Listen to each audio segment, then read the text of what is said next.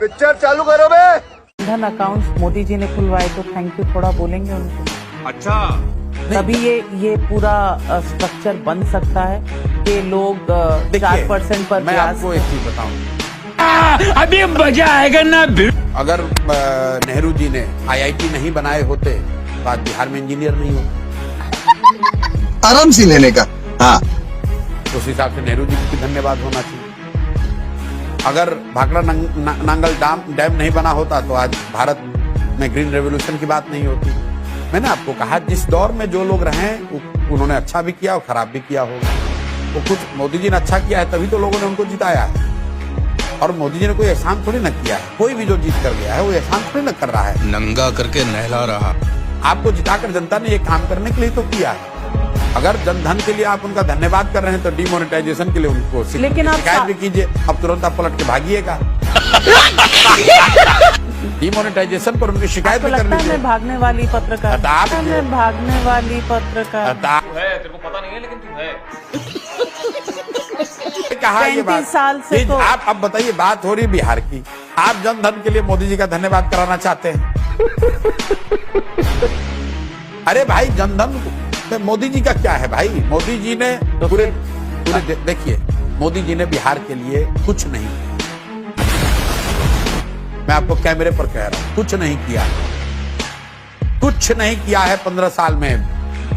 ये बिहार, मोदी जी देश के प्रधानमंत्री हैं। वो बिहार के भी प्रधानमंत्री हैं और गुजरात के भी प्रधानमंत्री हैं। हम लोग एक बिहार में सीरीज चलाते हैं, देख लीजिएगा सोशल मीडिया की, जिसकी आपने बात की। मोदी इन गुजरात, मोदी इन बिहार।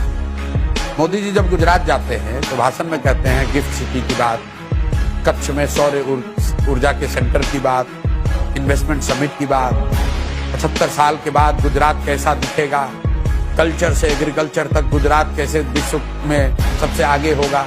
ये बात मोदी जी करते हैं गुजरात में, अच्छी बात है। गुजरात में वो बुलेट ट्रेन की बात करते हैं। वही मोदी जी बिहार में आए। बिहार में क्या कहा?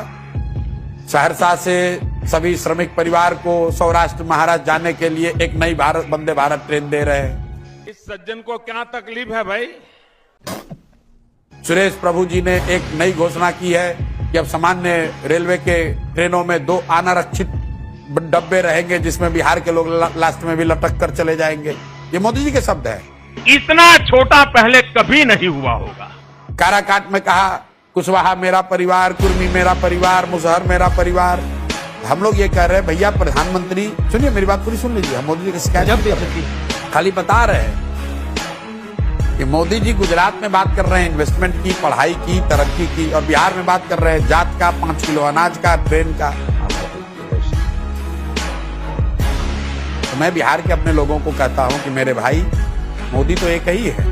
वहां पर जो बात कर रहे हैं और यहाँ बात कर रहे हैं, फर्क इसलिए है कि गुजरात का आदमी विकास मांग रहा है और बिहार का आदमी 5 किलो अनाज मांग रहा है। ये गड़बड़। वो अपने लिए बुलेट ट्रेन मांग रहा है और तुम अपने लिए पैसेंजर ट्रेन मांग रहे हो। वो अपने लिए गिफ्ट सिटी मांग रहा है, तुम अपने लिए 5 किलो अनाज के पर वोट बेचे। सामाजिक प्रॉब्लम, सामाजिक प्रॉब्लम नहीं है, तो इसके लिए मोदी भी तो जिम्मेवार है। सही पकड़े हैं। गरीबी कम होगी। आप जैसे कह रहे हैं जैसे बिहार में कुछ हुआ नहीं। 2005 से 2025 के बीच में पहले प्रति व्यक्ति की आय थी 8,000 रुपए, अब 67,000 रुपीज है। 2005 में मोटा मोटी में ये बोल फिगर्स निकाल के बिल्कुल उसका जवाब देखिए। 2005 में बिहार में प्रति व्यक्ति बिजली थी 75 यूनिट्स, अब है 375 यूनिट। ग्रामीण सड़कें 8,000 किलोमीटर थी, अब 1.25 लाख किलोमीटर है। अरे इधर एक्सप्रेस वे पहले कोई नहीं था 2005 में, अब 5 एक्सप्रेस वे निर्माण हो रहे हैं। मैं बता, ये सब दोगलापन है। मैं तेरा दोगलापन उतारता हूँ। आपने कहा प्रति व्यक्ति आय बढ़ के हो गया 66,000।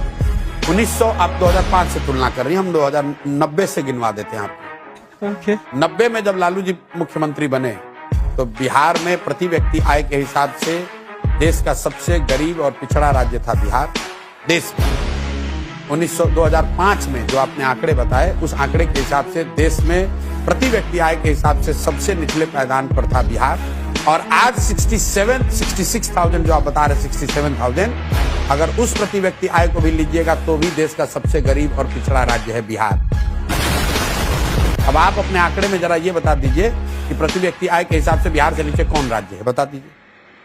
मुझे कैसे भी करके निकाल मेरे भाई, मैं फंस गया हूँ यार। आपने कहा ग्रामीण सड़कों की बात, एक्सप्रेसवे की बात। मेरे भाई, अगर आप अहमदाबाद को, गुजरात को बंगाल से जोड़िएगा तो वो सड़क बिहार होकर जाएगी कि नहीं जाएगी? आप तो बिहार पे एहसान कर रहे हैं। नंगा करके नहला रहा। मतलब बिहार में वो मतलब हवाई यात्रा नहीं ना कराइएगा।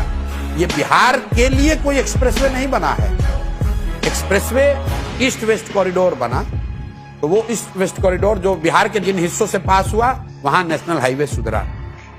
और आप कह रहे हैं कि विकास हो रहा है। क्यों हिला डाला ना।